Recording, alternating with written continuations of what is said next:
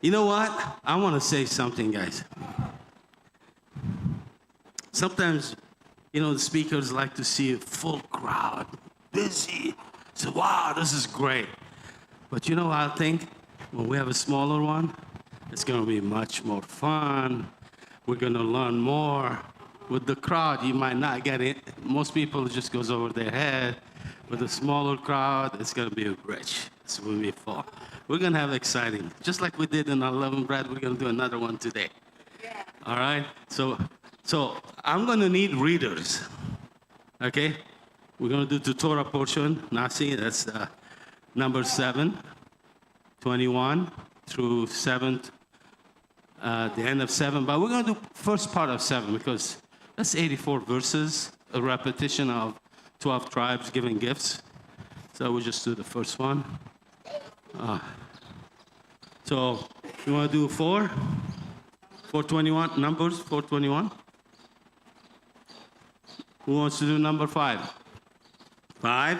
Who wants to do number 6? Otherwise I have to choose. There you go. Number 6. 6. Okay. And 7. Okay, for a few verses. Okay, now. Okay. All right. And then we're going to do Judges chapter 13. Judges chapter 13. Okay. So let's pray. Microphone for them to pass around. Now it's cooler. It feels so good. Yeah, because I removed the curtain, now we have more flow. All right. So, we're going to have those. Yeah, good job. Thank you. Who's one? Who's number 1? All right, wait a minute. Let's pray first. Yeah. Abba, Father, we just come before you. We thank you and praise your most holy name. Thank you that you've given us your word, your Torah, because that's life. That's truth.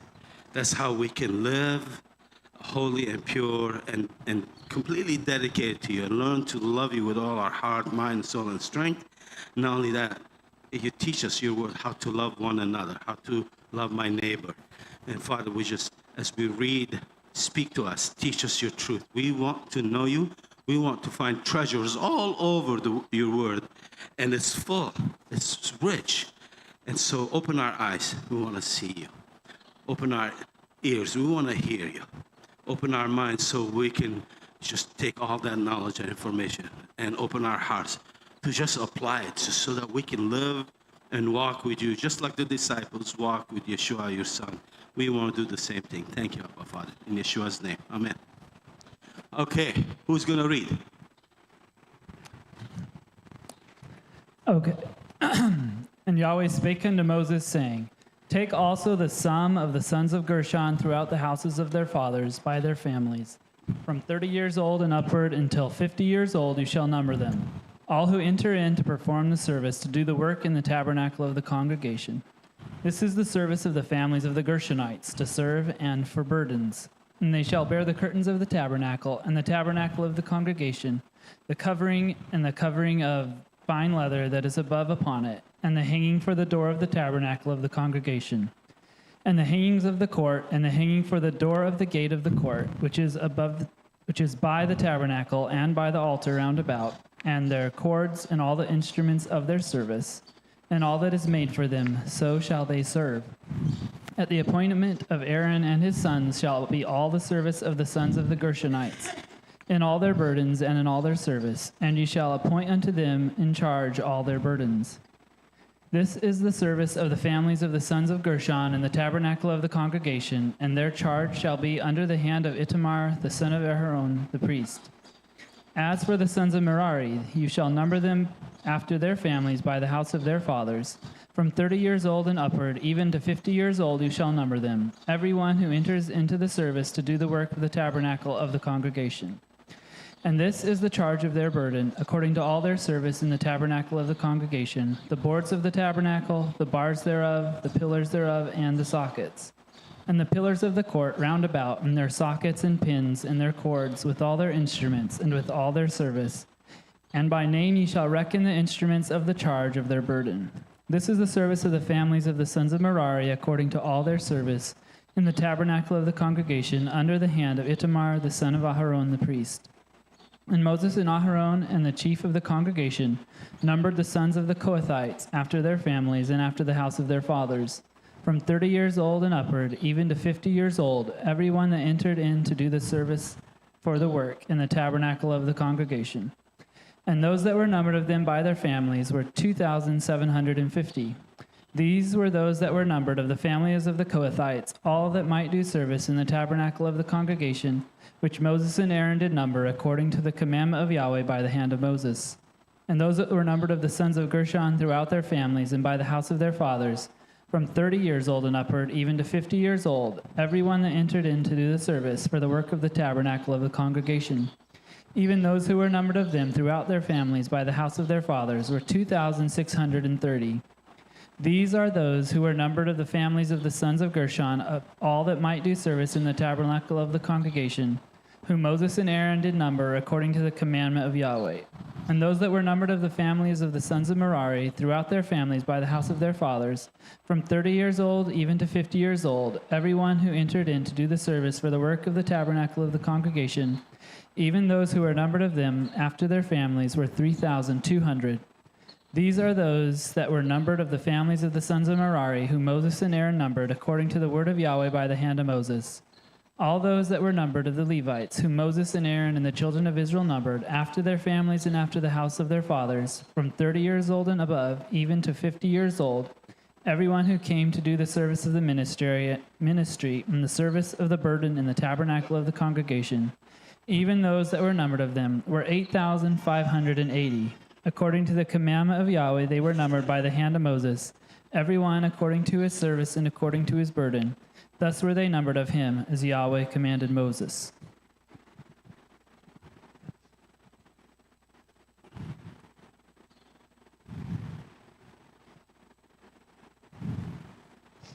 And Yahweh spoke to Moshe, saying, Command the children of Israel that they put out of the camp every leper, everyone who has a discharge, and whoever becomes defiled by a corpse.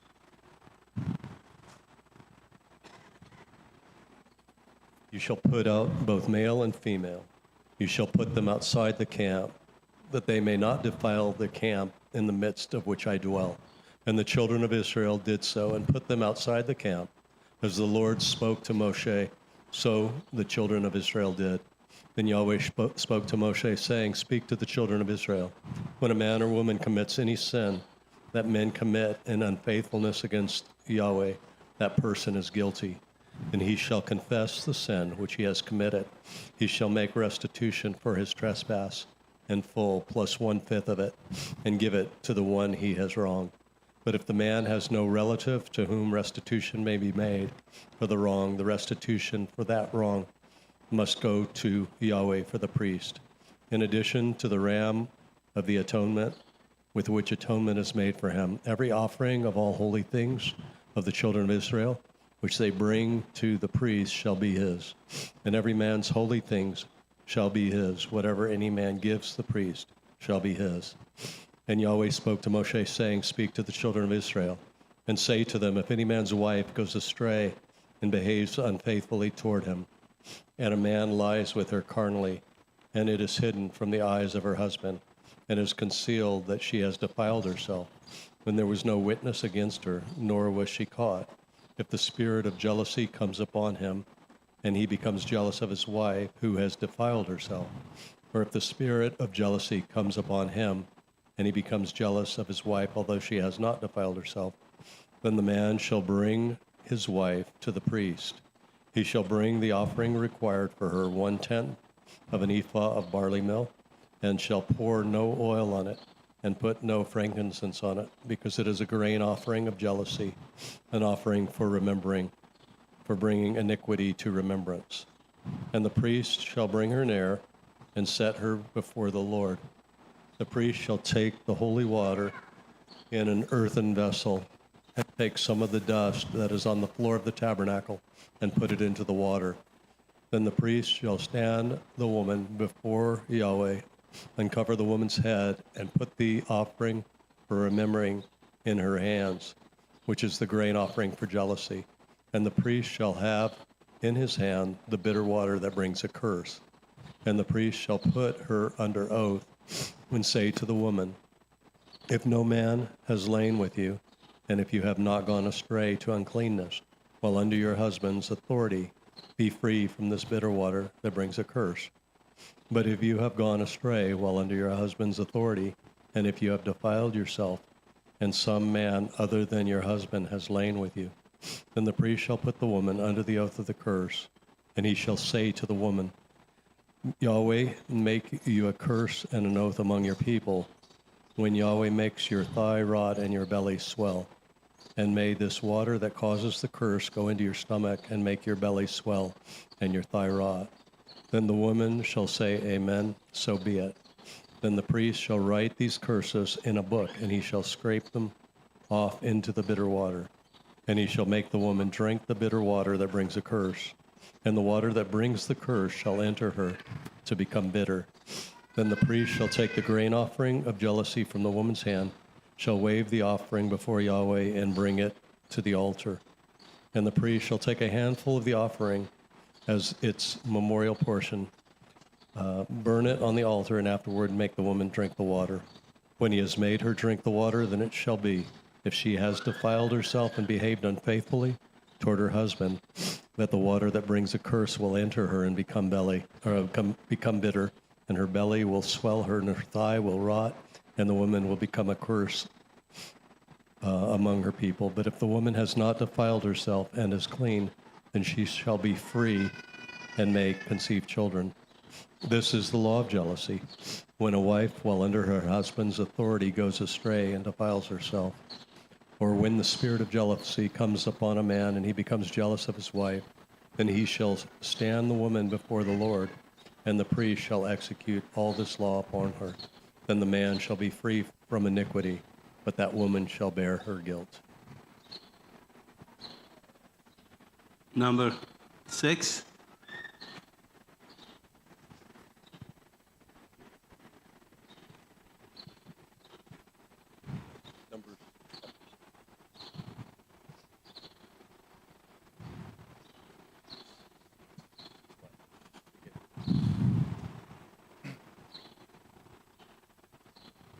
And Yahweh spoke to Moshe, saying, Speak to the children of Israel and say to them, when a man or a woman does separate by making a vow of a Nazirite to be separate to Yahweh, he separates himself from wine and strong drink. He drinks neither vinegar of wine nor vinegar of strong drink, neither does he drink any grape juice, nor eat grapes or raisins. All the days of his separation he does not eat whatever is made of the grapevine from seed to skin. All the days of the vow of his separation a razor does not come upon his head. Until the days are completed for which he does separate himself to Yahweh, he is set apart. He shall let the locks of the hair of his head grow long. All the days of his separation to Yahweh he does not go near a dead body. He does not make himself unclean for his father or for his mother, for his brother or his sister when they die, because his separation to Elohim is on his head. All the days of his separation he is set apart to Yahweh. And when anyone dies beside him in an instant suddenly, and he has defiled the head of his separation, then he shall shave his head on the day of his cleansing. On the 7th day he shaves it. And on the 8th day he brings 2 turtle doves or 2 young pigeons to the priest to the door of the tent of appointment. And the priest shall prepare one as a sin offering and the other as an ascending offering, and shall make atonement for him, because he sinned by reason of the dead body. And it shall set apart his head on that day. And shall separate to Yahweh the days of his separation, and shall bring a male lamb a year old as a guilt offering. But the former days are not counted, because his separation was defiled. And this is the Torah of the Nazirite. When the days of his separation are completed, he is brought to the door of the tent of appointment, and he shall bring his offering to Yahweh, 1 male lamb a year old, a perfect one, as an ascending offering, and 1 ewe lamb a year old, a perfect one, as a sin offering, and 1 ram, a perfect one, as a peace offering. and a basket of unleavened bread, cakes of fine flour mixed with oil, and unleavened thin cakes anointed with oil, and their grain offering with their drink offerings. And the priest shall bring them before Yahweh and prepare his sin offering and his ascending offering. And he shall prepare the ram as a slaughtering of peace offerings to Yahweh, together with a basket of unleavened bread. And the priest shall prepare its grain offering and its drink offering. And the Nazarite shall shave the head of his separation at the door of the tent of appointment, and shall take the hair from the head of his separation, and shall put it on the fire which is under the slaughtering of the peace offerings. And the priest shall take the boiled shoulder of the ram, and one unleavened cake from the basket, and one unleavened thin cake, and put them upon the hands of the Nazarite after he has shaved his hair of separation. Then the priest shall wave them a wave offering before Yahweh. It is set apart for the priest, besides the breast of the wave offering, and besides the thigh of the contribution. And afterwards the Nazarite shall drink wine. This is the Torah of the Nazarite who vows to Yahweh the offering for his separation, and besides that, whatever else his hand is able to provide. According to the vow which he takes, so he shall do according to the Torah of his separation. And Yahweh spoke to Moshe, saying, Speak to Aaron and his sons, saying, This is how you bless the children of Israel. Say to them, Yahweh bless you and guard you. Yahweh make his face shine upon you and show favor to you. Yahweh lift up his face upon you and give you peace. Thus they shall put my name on the children of Israel, and I myself shall bless them. Okay, number 7.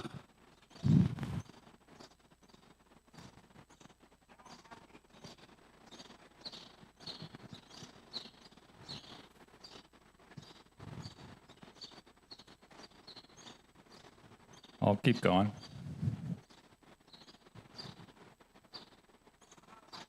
Can we pass it on and then, okay? Should I pass it on or keep going?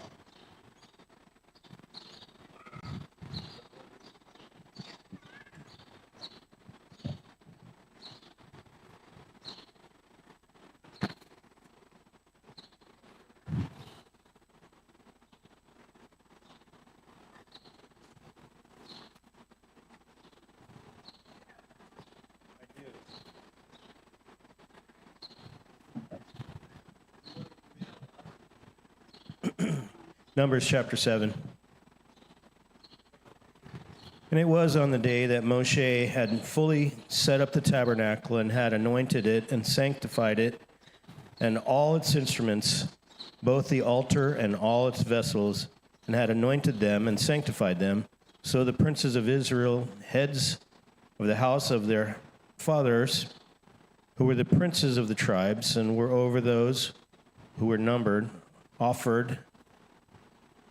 And they brought their offerings before the Lord, 6 covered wagons and 12 oxen, a wagon for 2 of the princes, and an ox for each one.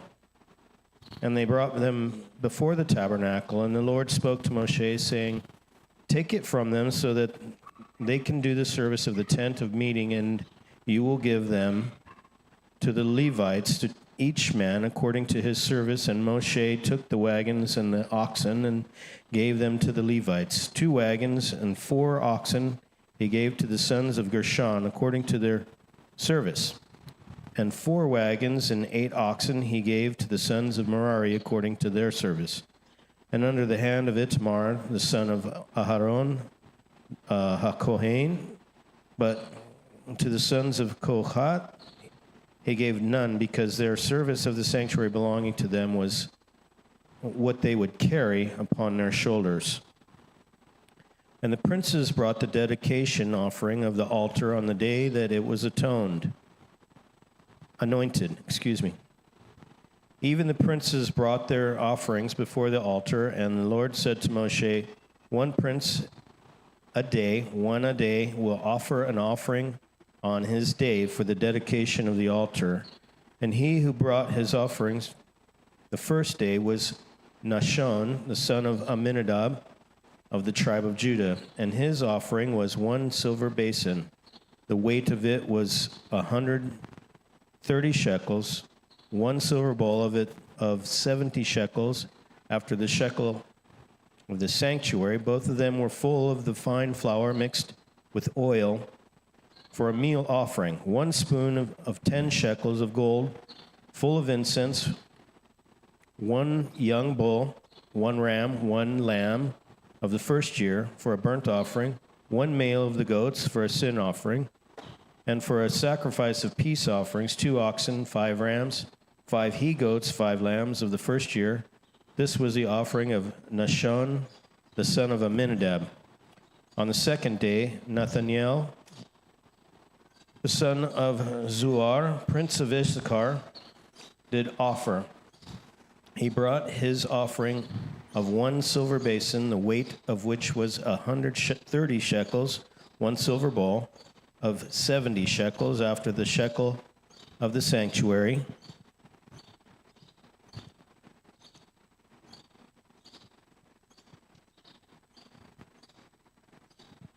Both of them full of fine flour mixed with oil for a grain offering. 1 gold spoon of 10 shekels full of incense.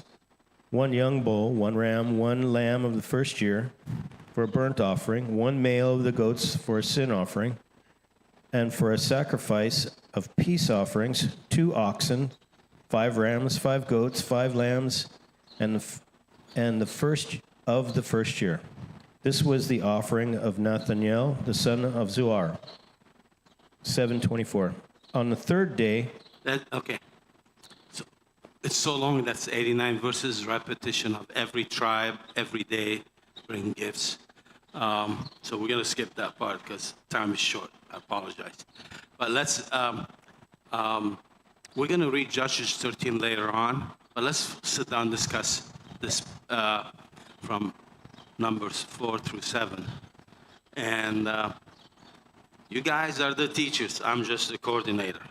So you got to share what you know. So before I ask questions, anything comes up that you knew or you learned just from reading, what do you think? What's your thoughts about the priest, why they're 30 to 50 years old? What about the woman, the law of jealousy? What about the Nazarite vow? What about the gifts? What about blessing? There's so much. I need help. Okay, we got a mic going on. No, we stopped. Thank you. I was just remembering that Paul did Say it again. I was just remembering that Paul did a couple Nazarite vows, the section I read. And so he was proving that he was a keeper of the Torah pretty strongly in that and in other ways too, I think. So. Very good. A good example. I love it. This is awesome. Anybody else? All right. Well, thank you. I really appreciate it. Just a comment from outside. Closer here. Just a comment from the outside is that apparently this would have been a couple weeks before Passover. Okay. All right. Anybody else? Come on, young people. Oh. Wise people. Come on. I don't have gray hair. All of us have salt and pepper. I don't see gray hair. I see salt and pepper. Come on, we spice life. Come on. When people complain to me I got gray hair, I tell them, no. I got salt and pepper. I spice life. So come on.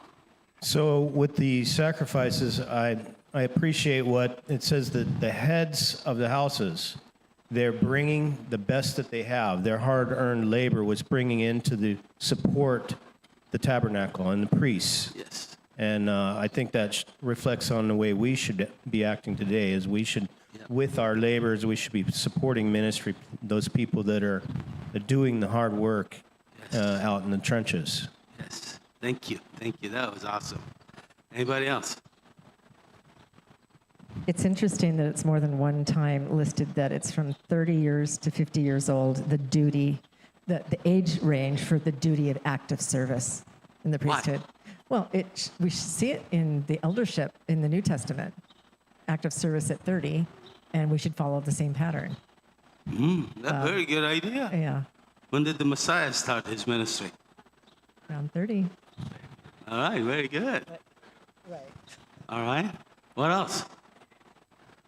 They needed, then only they needed wisdom. They needed the muscle to do all that slaughtering, cleaning, setting up, everything. All right, what else, guys? Come on, come on. Come on, young people. If you don't do it today, you're not going to do it tomorrow or next year. Practice now. That's why I tell my kids, practice. You make mistakes. Awesome.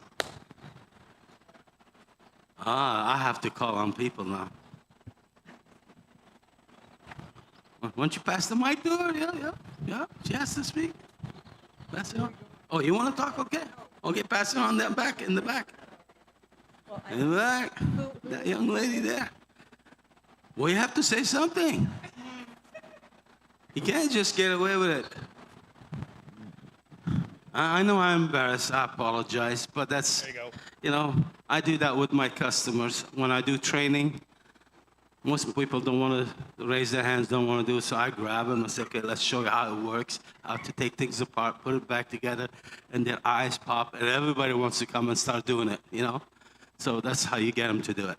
So if you don't try, you'll never do it. Okay? So you want to say something or no? Pass? Don't pass. Yeah. I'm Tell me about the currently blessing. reviewing. Why was the blessing given in the middle of this passages? Why?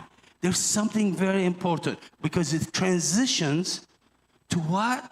The first day of the tabernacle and all the gifts are coming. Okay, why were they giving gifts? Because the blessings was initiated and they recognized we better give our best because he just blessed us. He's looking upon us and he's looking and saying, wow, look at me. I'm going to make you a great nation. You're going to be an awesome people. What do you think these guys are responding to? They're responding to his love. They're responding to his excitement about them. They're going to be a great nation. They're going to do major changes in the world. They're going to turn the world upside down. And he's blessing them. And they're saying, here are the gifts. Do you see the response? All right? It's exciting. All right? Now, I was going to say something. Why he wants to lift his face up. I mean, come on.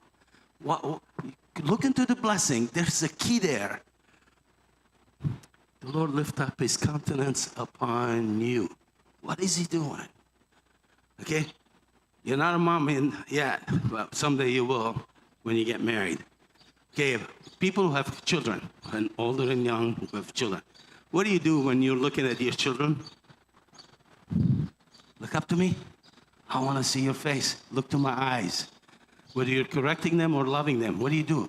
Your face is emanating that spirit, that power of love and compassion and mercy. And he is pouring it on them.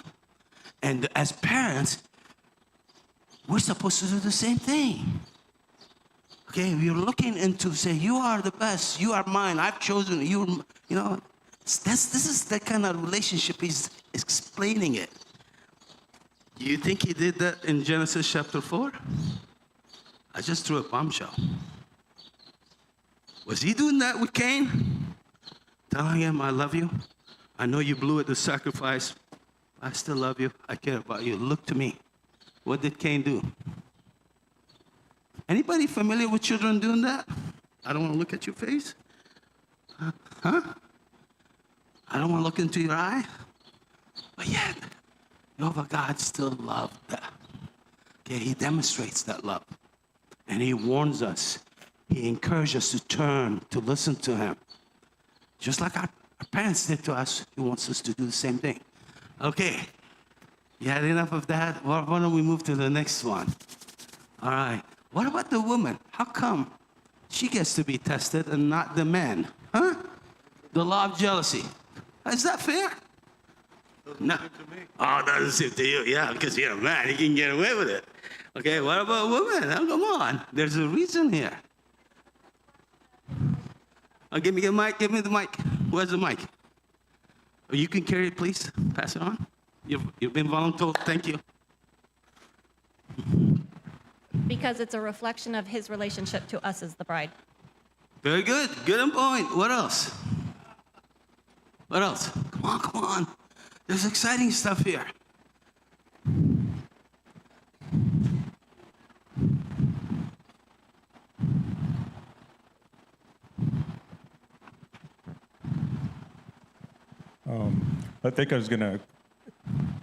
I think there's always a difference between the word jealousy and the word envy.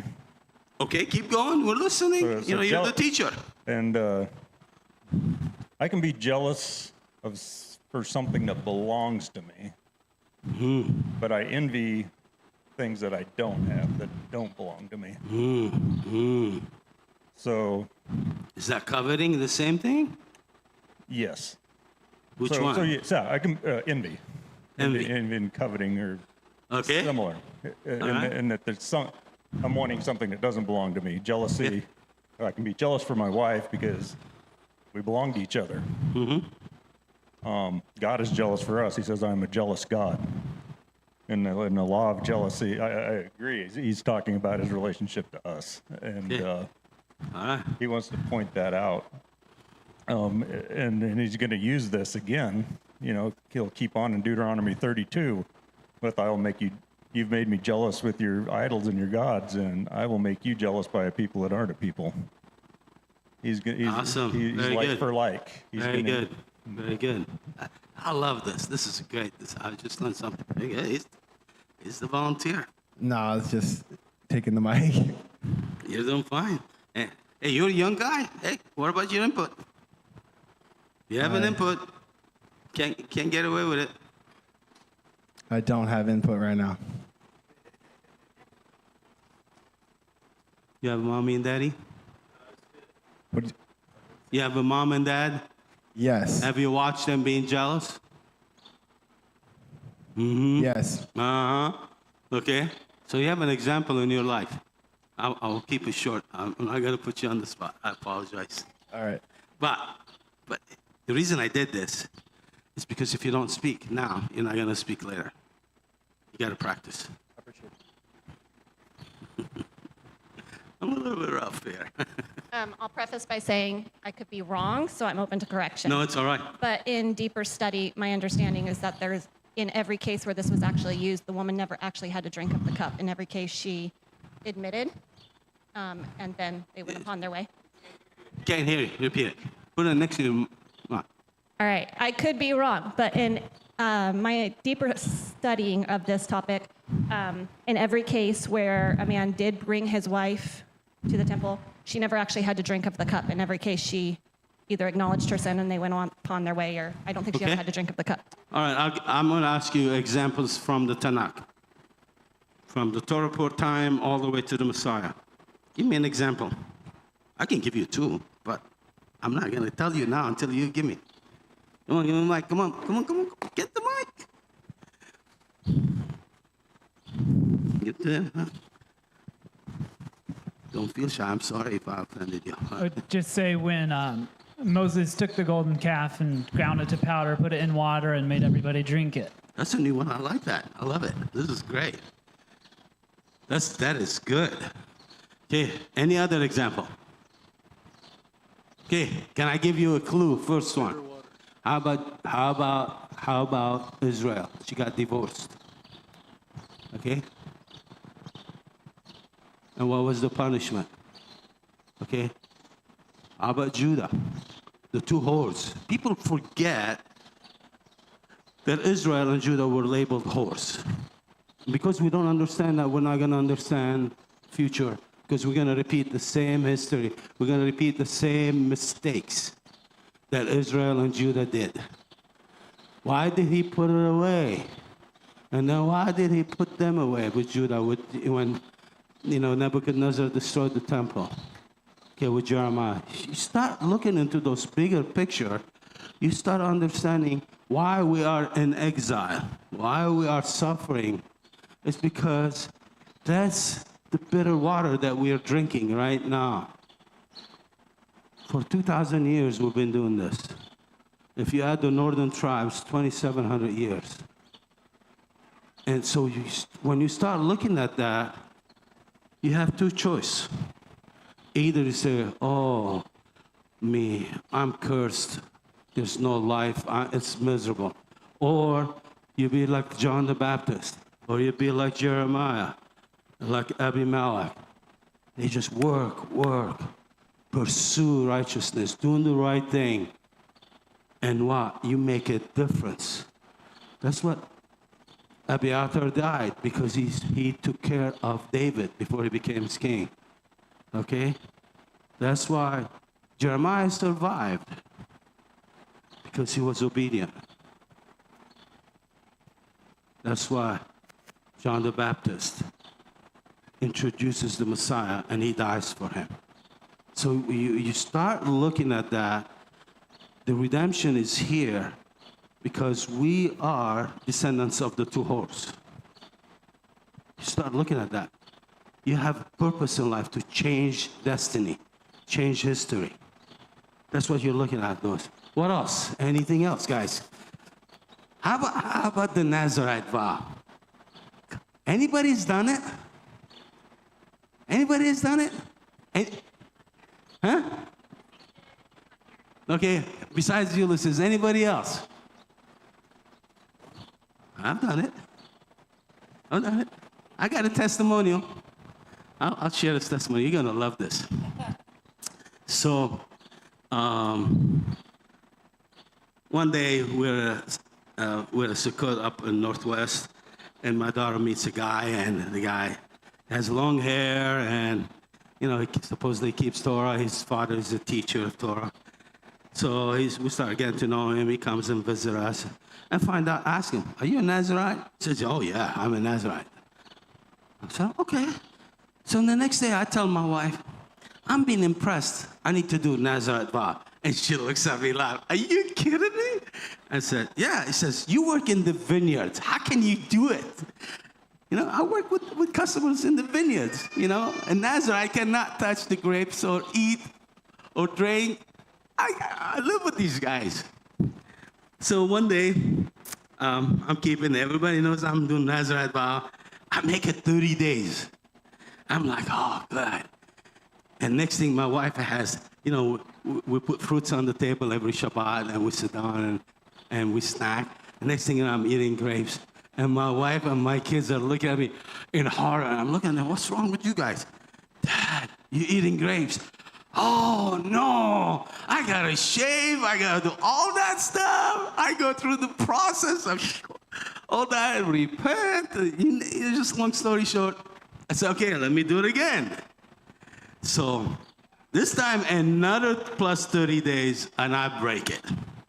And I'm like, something is wrong here. So I'm praying. My wife comes to me and says, "Hon, have you checked what's going on with your kid and this guy?" So I was talking with some friends, and they told me, "Sarkis, does this guy keep Torah?" I said, "That's what it looks like. He talks like it. He walks like it. His father is a Torah teacher." He says, "No, I've seen him go getting drunk downtown with wine, walking around and all that." So I confront the guy. He says, "Yeah, I drink." I said, "How can you say you're Nazarite and you're drinking wine?" He says, "I could do whatever I want." I said, "Yes, you could do whatever you want, but you can't call yourself a Nazarite." So I learned a lesson right there and then. I was impressed to do Nazarite, to identify the person, that he's not a Nazarite. So Yah allows us to put in situation not only to learn how to build a relationship with him, but at the same time to identify a person who's in our lives that doesn't walk and expose that sin. Of course, the next 2 days he got shipped. But the point here is that he allowed me to go through that special event, special time in my life for 2-3 months to learn that, I really need to stay close to him, understand what's going around me. And I can't know what's going on unless I am walking with him. And that Nazarite vow helped me redirect my focus in my life. Just started as another testimony. Last time there was the pork chops. This time it's about Nazarite. All right. So anyway. No, I stopped at 30 days because I ate the grapes 30 days later. Oh, yeah, there was a goal. My goal was like 3 months to 6 months. He wants a mic there, please.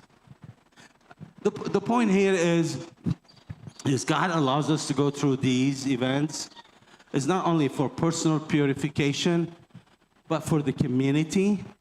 And at the same time, it's a sign that we are committing ourselves to dedicate and live the best we know how in our walk with Him. Am I a good Torah keeper? I try the best I can, but I pursue it to be more and more, to refine that walk. And I don't drink wine. I don't drink since I was 18. It's a long story. But except when I go to a wedding, I just put a drop or two in the grape juice so that people think, just to show off I'm not being a party pooper, But otherwise, I don't. Yes, sir. Okay, so I find some things that are interesting here. Well, for one, this is only available for men. This is only available for men. It doesn't say anything about a woman doing this. Nazarite vow? Yeah. That's very interesting. Keep going. And the second thing is that when you find this concept of not being around death, so this person is not allowed to be around anybody who dies, and it even says the same thing that is true of the high priest. He can't be around even the death of his mother or his father. So this is kind of like somebody who gets to be in the office or sort of act like they're in the office of high priest for a period of time. Could be, yeah.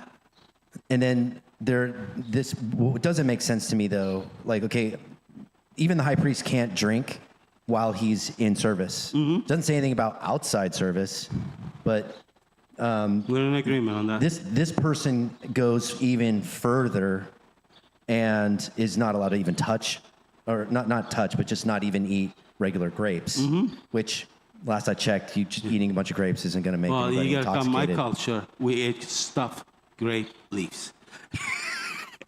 Well, it says seeds. It even says that doesn't seeds, help me. seeds and skins. So if seeds and skins, I mean, if the idea was not intoxication, I know. Then really, why extend it to seeds and skins? And then how does that have anything to do with your hair growing? Give it. Whoever's talking, give it to them. Jolene. There's memory in your hair, and you have to remove the DNA that's in your hair that has what you were before you committed yourself to God. Huh. Very interesting. All right. I just listen. Go on here. The reason I'm focusing on the last part on Nazareth vow, because the next chapter we're going to read, it's about Samson, and it talks about Nazareth. It's a beautiful story, but a deadly end.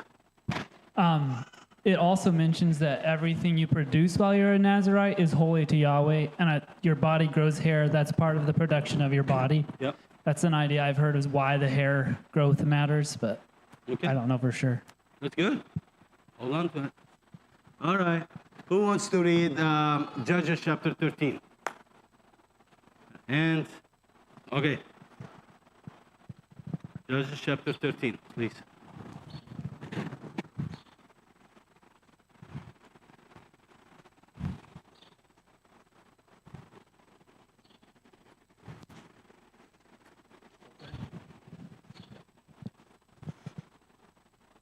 The children of Israel again did that which was evil in Yahweh's sight, and Yahweh delivered them into the hand of the Philistines 40 years. There was a certain man of Zorah, of the family of the Danites, whose name was Manoah, and his wife was barren and childless. Yahweh's angel appeared to the woman and said to her, "See now, you are barren and childless, but you shall conceive and bear a son. Now therefore, please be aware and drink no wine nor strong drink, and don't eat any unclean thing. For behold, you shall conceive and give birth to a son. No razor shall come on his head, for the child shall be a Nazarite to Elohim from the womb, he shall begin to save Israel out of the hand of the Philistines. Then the woman came and told her husband, saying, A man of Elohim came to me, and his face was like the face of the angel of Elohim. Very awesome. I didn't ask him where he was from, neither did he tell me his name. But he said to me, Behold, you shall conceive and bear a son, and now drink no wine nor strong drink. Don't eat any unclean thing, for the child shall be a Nazarite to Elohim from the womb to the day of his death. Then Manoah entreated Yahweh and said, O Lord, please let the man of Elohim whom you sent come again to us and teach us what we should do to the child who shall be born. And Elohim listened to the voice of Manoah, and the angel of Elohim came again to the woman as she sat in the field. But Manoah, her husband, wasn't with her. The woman hurried and ran and told her husband, saying to him, Behold, the man who came to me that day has appeared to me. Manoah arose and followed his wife and came to the man and said to him, Are you the man who spoke to my wife? He said, I am. Manoah said, Now let your words happen. What shall the child's way of life and mission be? Yahweh's angel said to Manoah, Of all that I said to the woman, let her be aware. She may not eat of anything that comes of the vine, neither let her drink wine or strong drink, nor eat any unclean thing. Let her observe all that I commanded her. Manoah said to Yahweh's angel, Please stay with us, that we may make a young goat ready for you. Yahweh's angel said to Manoah, Though you detain me, I won't eat your bread. If you will prepare a burnt offering, you must offer it to Yahweh. For Manoah didn't know that he was Yahweh's angel. And Manoah said to Yahweh's angel, What is your name? That when your words happen, we may honor you. Yahweh's angel said to him, Why do you ask about my name, since it is incomprehensible? So Manoah took the young goat with the meal offering and offered it on the rock to Yahweh. Then the angel did an amazing thing as Manoah and his wife watched. For when the flame went up toward the sky from off the altar, Yahweh's angel ascended in the flame of the altar. Manoah and his wife watched, and they fell on their faces to the ground. But Yahweh's angel didn't appear to Manoah or to his wife anymore. Then Manoah knew that he was Yahweh's angel. And Manoah said to his wife, We shall surely die, because we have seen God. But his wife said to him, If Yahweh were pleased to kill us, he wouldn't have received a burnt offering and a meal offering at our hand, and he wouldn't have shown us all these things, nor would he have told us such things as these at this time. And the woman bore a son and named him Samson. And the child grew, and Yahweh blessed him, and Yahweh's spirit began to move in him in Mahana Dan, between Zorah and Eshtal. Great. All right, who else will talk to me about Samson? Come on, guys. There's a lot. Almost 1/4 of the book of Judges, if not 1/3. It's about Samson.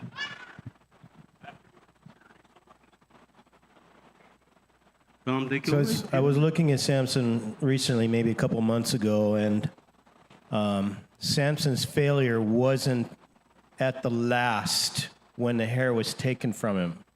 He was failing little by little. And as an example, a little piece of his hair was being cut at each time he failed, right? He was touching unclean things. He's eating, he's taking the honey from a dead lion, right? That's a unclean thing. So little by little, he was taking these steps, and his connection, like his hair to the Lord, was being cut.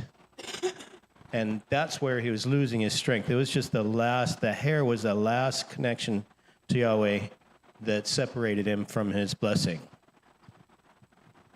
I don't think the hair was cut until Delilah cut it. It does not say anything before that. It's metaphoric. Yeah, but we can't use symbolic. We're going to go by the book. Yes, I can. You can say symbolically, that's fine. But Okay. Okay. No, the reason I was saying it is because if every time that he was not obedient and he's cutting symbolically, it does not say that, and we're adding, and I got a problem with that. So let's stay focused on, yes, he disobeyed, doing what? Let's go into the process. You said, okay, he touched unclean animal.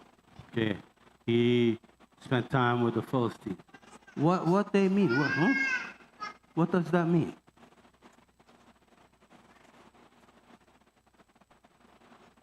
Are there any instructions about what to do with the people when they come to the land? I'm giving you clues. Which is? He's not following Torah. Mike?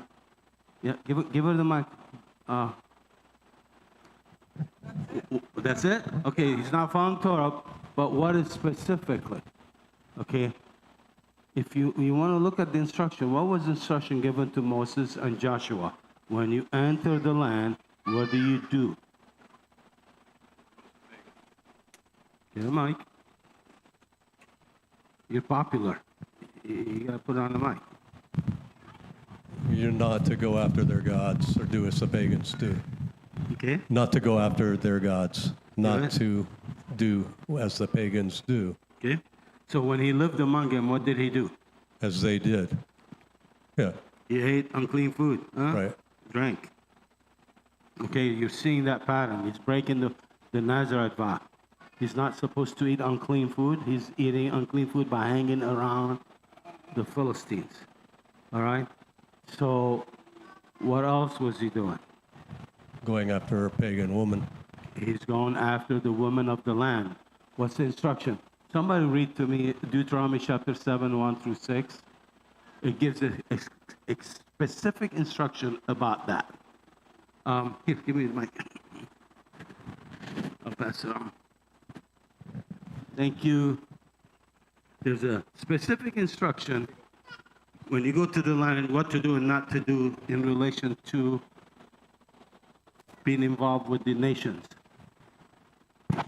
When Yahweh your Elohim shall bring you into the land you are entering to possess, and has cast out many nations before you, the Hittite and the Girgashite and the Amorite and the Canaanite and the Perizzite and the Hivite and the Jebusite, 7 nations greater and mightier than you. And when Yahweh your Elohim shall deliver them before you, you shall defeat them, and then you shall utterly destroy them. You shall make no covenant with them, nor show mercy to them. Neither shall you make marriages with them. Your daughter you shall not give to his son, nor his daughter shall you take for your son. For they will turn away your sons from following me, and to serve other idols. So will the anger of Yahweh be kindled against you, and will quickly destroy you. But thus shall you deal with them. You shall destroy their altars, and break down their images, and cut down their groves, and burn their graven images with fire. For you are a set-apart people to Yahweh your Elohim. Yahweh your Elohim has chosen you to be a special people to himself, above all people that are upon the face of the earth. Okay. So what was he doing? He's going after the women of the enemies, the very people God told them to wipe him out. Why was he saying, do not marry their daughters and don't give your daughters to their sons? Why? Because they'll lead you astray from Yahweh and following his ways. They will lead you astray from, yeah. That is why. And what is Samson doing? He's doing the opposite. Okay, so you have a clear instruction. And it's to make it easier for them to understand, it was said, okay, don't cut your hair and don't eat unclean food. That means don't get mixed with the pagans. That's very clear. If you're not going to you can't eat unclean food, then you stay away from them. You're not going to chase their woman either. So in this process, he was breaking every law that was commanded concerning mixing with other nations. All right? Now, what happened to Samson? How did he die? Before we go into when he dies in the temple, what did he do that he was captured? Because I don't want to spend an hour going through the story. What happened after some of the battles he did? He met a lady in where? Her name is Delilah. Okay, what happened to him there? He was with the harlot in Gaza. Okay, so what happened? She pushed him to give the secret of his strength. What was the secret of his strength? Hair, no razor come upon hair, no razor. That means there was never cut before, never. Okay. I learned that when I did Nazarite vow, I made sure I didn't cut any hair. I mean, literally, I was getting long hair, so I understand that. So one of the things he did, he gave the secret of his strength. And what happened to him that night? Shall we read it? Let's read the story, okay? Because it will really help. Let's do, instead of me listening to me, let's read the story. I like people read the story straight. Okay, let's look at Judges 16, I believe. Okay, and read the story because let's read 16 and then we'll read the next chapter afterwards. So, who wants to read 16? All right, John. Mike, please. This is not going to be boring because the next punch is coming because a lot of people... No, Samson went to Gaza and saw a harlot there and went into her. When the Gazites were told Samson has come here, they surrounded the place and lay in wait for him all night at the gate of the city. They were quiet all night, saying, "In the morning, when it is daylight, we will kill him." And Samson lay low until midnight. Then he arose at midnight, took hold of the doors of the gates of the city, and the two gateposts, pulled them up, bar and all, put them on his shoulders, and carried them to the top of the hill that faces Hebron. Afterward, it happened that he loved a woman in the valley of Sorek, whose name was Delilah, and the lords of the Philistines came up to her and said to him, "Entice him and find out where his great strength lies, and by what means we may overpower him, that we may bind him to afflict him, and every one of us will give you 1,100 pieces of silver." Stop. Remember 1,100 pieces? Okay? It's a key for the next chapter, all right? Keep going, please. So Delilah said to Samson, "Please tell me where your great strength lies, and with what you may be bound to afflict you." And Samson said to her, "If they bind me with 7 fresh bowstrings, not yet dried, then I shall become weak and be like any other man." So the lords of the Philistines brought up to her 7 fresh bowstrings, not yet dried, and she bound him with them. Now men were lying in wait, staying with her in the room. And she said to him, "The Philistines are upon you, Samson." But he broke the bowstrings as a strand of yarn breaks when it touches fire. So the secret of his strength was not known. Then Delilah said to Samson, "Look, you have mocked me and told me lies. Now please tell me what you may be bound with." So he said to her, "If they bind me securely with new ropes that have never been used, then I shall become weak and be like any other man." Therefore Delilah took new ropes and bound him with them, and said to him, "The Philistines are upon you, Samson." And the men were lying in wait, staying in the room. But he broke them off his arms like a thread. Delilah said to Samson, "Until now you have mocked me and told me lies. Tell me what you may be bound with." And he said to her, "If they weave the 7 locks of my head into a web of the loom." So she wove it tightly with the baton of the loom and said to him, "The Philistines are upon you, Samson." But he awoke from his sleep and pulled out the baton of the web from the loom, the batten and the web from the loom. Then she said to him, "How can you say, 'I love you,' when your heart is not with me? You have mocked me these 3 times and have not told me where your great strength lies." And it came to pass, when she pestered him daily with her words and pressed him, so that his soul was vexed to death, that he told her all his heart and said to her, "No razor has ever come upon my head, for I have been a Nazarite to God from my mother's womb. If I am shaven, then my strength will leave me, and I shall become weak and be like any other man." When Delilah saw that he had told her all his heart, she sent and called for the lords of the Philistines, saying, "Come up once more, for he had told me all his heart. So the lords of the Philistines came up to her and brought the money in their hand. Then she lulled him to sleep on her knees and called for a man and had him shave off the 7 locks of his head. Then she began to torment him, and his strength left him. And she said, the Philistines are upon you, Samson. So he awoke from his sleep and said, I will go out as before at other times and shake myself free. But he did not know that the Lord had departed from him. Then the Philistines took him and put him out and put out his eyes and brought him down to Gaza. They bound him with bronze fetters and became a grinder in the prison. He became a grinder in the prison. However, the hair of his head began to grow again after it had been shaven. Now the lords of the Philistine gathered together to offer a great sacrifice to Dagon, their god, and to rejoice. And they said, our God has delivered into our hands Samson, our enemy. When the people saw him, they praised their God, for they said, our God has delivered into our hands our enemy, the destroyer of our land, and the one who multiplied our dead. So it happened when their hearts were merry that they said, call for Samson that he may perform for us. So they called for Samson from the prison, and he performed for them, and they stationed him between the pillars. Then Samson said to the lad who held him by the hand, let me feel the pillars which support the temple, so I can lean on them. Now the temple was full of men and women.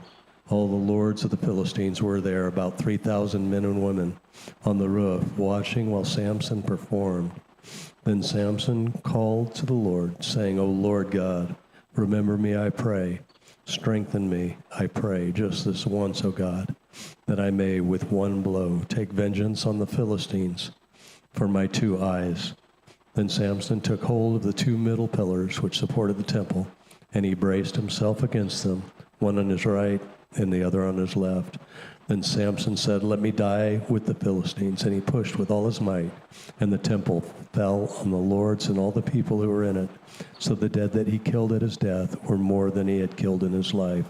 And his brothers and all his father's household came down and took him and brought him up and buried him between Zorah and Eshtaol in the tomb of his father Manoah. He had judged Israel 20 years. Wow. Any comments, guys? This is loaded.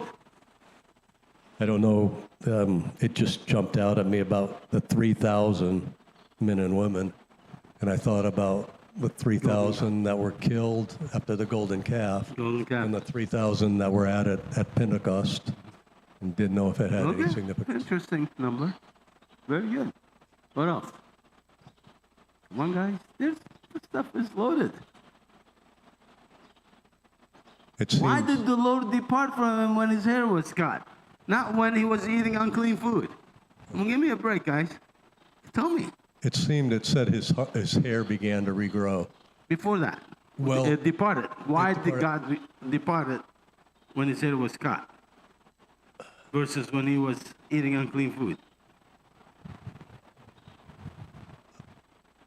No? I don't know. I don't know either. I'm just asking.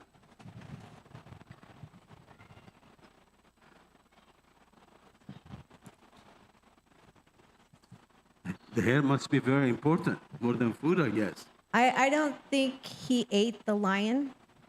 I did not say that. Yes, go ahead.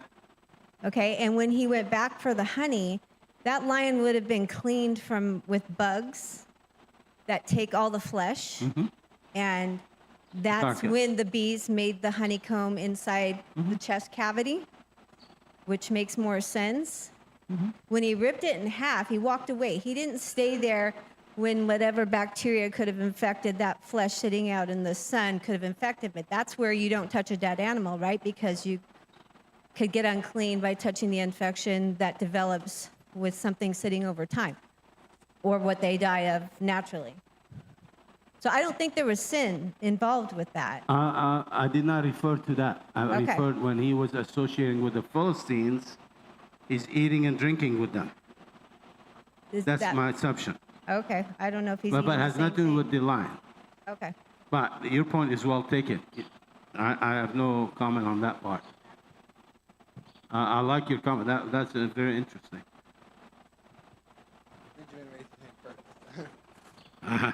I would just say a Nazarite also has to start over when a person dies suddenly by them, and he certainly made people die suddenly by him because he was killing a lot of people. So Okay. he technically would, if his strength was bound up in him being a perfectly performing Nazarite, it would have been gone at that point. Okay?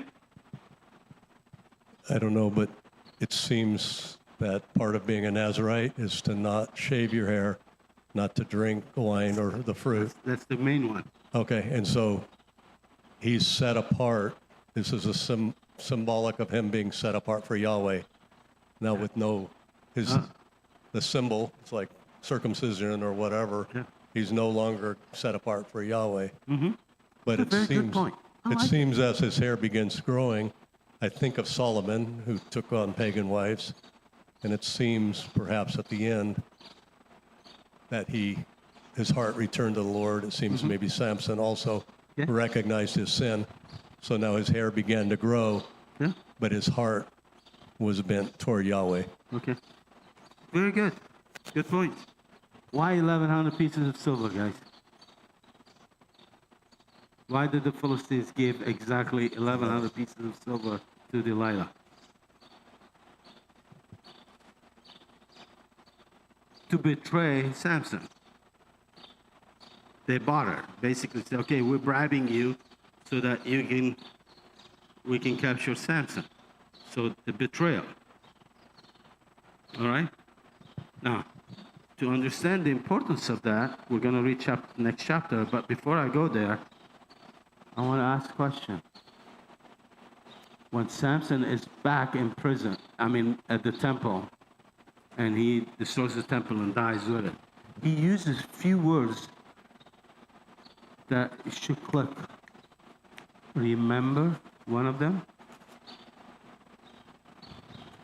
Who used the word remember me? The thief on the cross? Ask him, Yeshua, remember me when you come into your kingdom?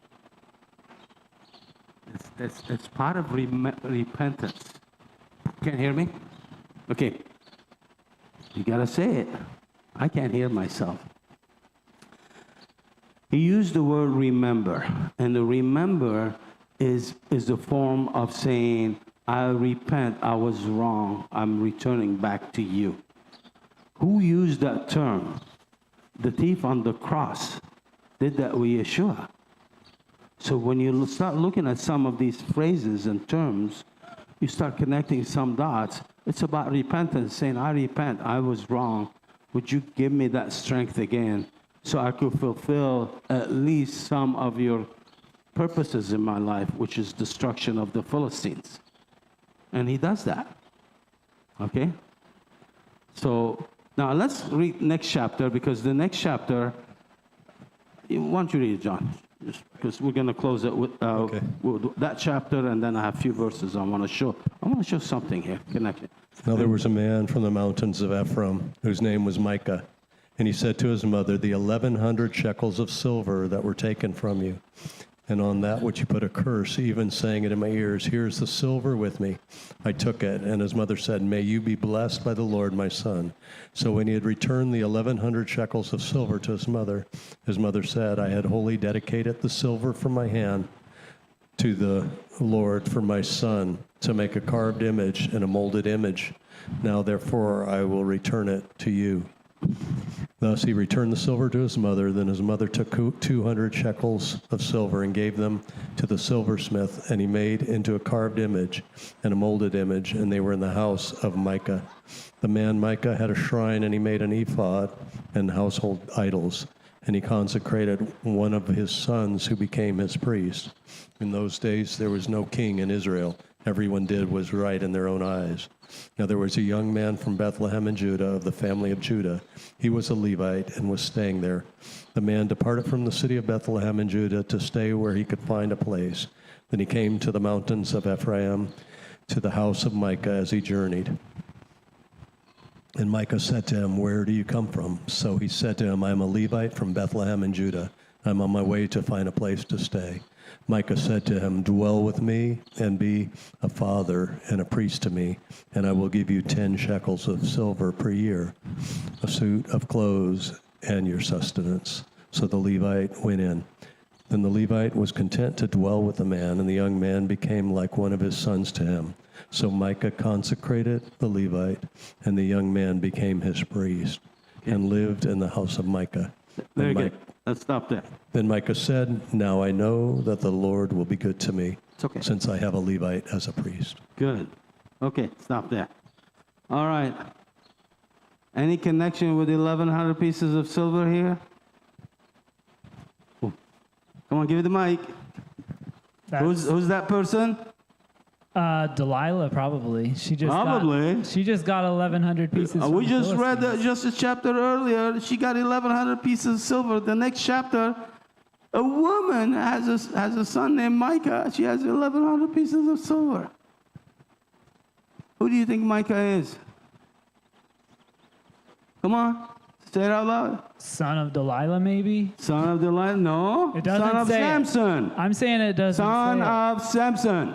Okay. Let me tell you why. Because, all right, most people will not dare to speak like I did today. You know why? I want to tell you a tradition. Tradition says, and this is the teachings of men, we do not speak evil of our forefathers. Just like when I say Aaron is a type of a false prophet, people will kill me. I'm telling you that. Okay? Why? I shared that last time. Aaron experienced God, heard his voice, talked to him. Guess what? He did the first three what? The plagues. Water to blood, frogs, and lice. What does he do next? He introduces the golden calf. That's the definition of a false prophet. He got atoned by Moses. He didn't die. 3,000 people died. So when you talk like that, you break tradition, people will resist you. And this is another subject about Micah. Micah is the son of Samson because his mother had 1,100 pieces of silver. And few verses before that, if you take the chapter titles out, it's a continuation of a person who has 1,100 pieces of silver. Okay, so you really need to challenge the status quo and say what it is. Okay, what happened to those silver? His mother, what does she do? She takes 200 silver coins, and what does she do? She goes to the goldsmith, and what? Makes 2 idols, a molten image and graven image. Let me ask you a question. Tell me, do we have any churches have molten images and graven images? Yeah, we have 2 major churches. Catholic Church have graven images, statues. The Catholic Church has icons. Those are graven, you know, engraved pictures, all right?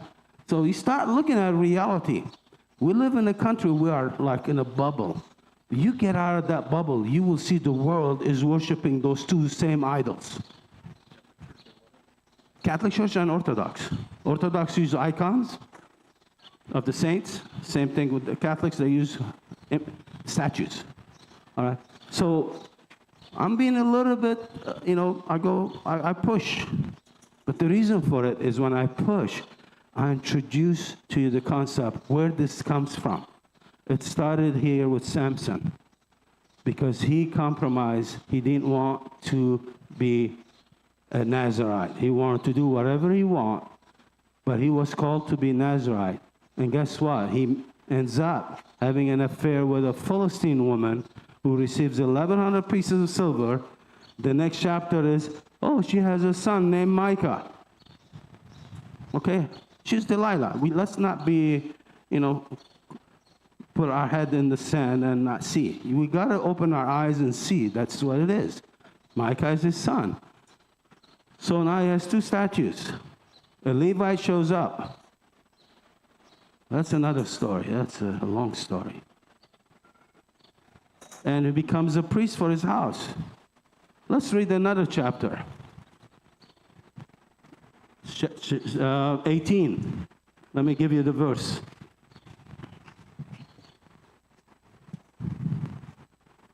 18, 27 to 30. Want to read it, John, please? Okay. All right. So what happens here? Keep the story short. The tribe of Dan is moving around. They come to Micah's house, and they ask for a favor where they're going to find a land. And he says, go, the Lord be with you, you're going to succeed. So the whole tribe goes to southern Lebanon and northern Israel, and they find a land where they can move in and conquer it. And guess what? They say, well, it looks good. God answered our prayers. So now the whole tribe comes, and what they do? They take the two idols and the Levite with them. So let's read that part. Who's reading it? I can read it. Chapter 18, verse 1. In those days there was no king in Israel. No, not the whole chapter, because time is short. Where do you want? 27, I said, I think. 27. No. 22 to 27. 22. And when they were a good way from Micah's house, the men that were in the house near Micah's house were gathered together and overtook the children of Dan. And they cried to the children of Dan, and they turned their faces and said to Micah, what ails you that you come with such a company? And he said, you have taken away my gods, which I made, and the priest, and you are going away. And what more do I have? And what is this that you say to me, what ails you? And the children of Dan said to him, do not let your voice be heard among us, lest angry fellows run upon you, and you lose your life with the lives of your household. And the children of Dan went their way, and when Micah saw that they were too strong for him, he turned and went back to his house. More? Keep going. And they took that which Micah had made, and the priest whom he had come to Laish, to a people who were quiet and secure, and they struck them with the edge of the sword and burned the city with fire. And there was no deliverer, because it was far from Sidon, and they had no business with anyone, and it was in the valley that is by Bet-Rehob. And they rebuilt the city and lived there, and they called the name of the city Dan, after the name of Dan their father, who was born to Israel. But the name of the city was Laish at the first. And the children of Dan set up the carved idol, and Jonathan, the son of Gershom, the son of Manasseh, he and his sons were priests to the tribe of Dan until the day of the captivity of the land. Stop. Did you hear captivity of the land? Until the captivity of the land. What's when? When Assyria comes and takes them. Keep going. And they set up Micah's carved idol for them, which he made all the time that the house of God was in Shiloh. More? That's it. So what happened to those two idols?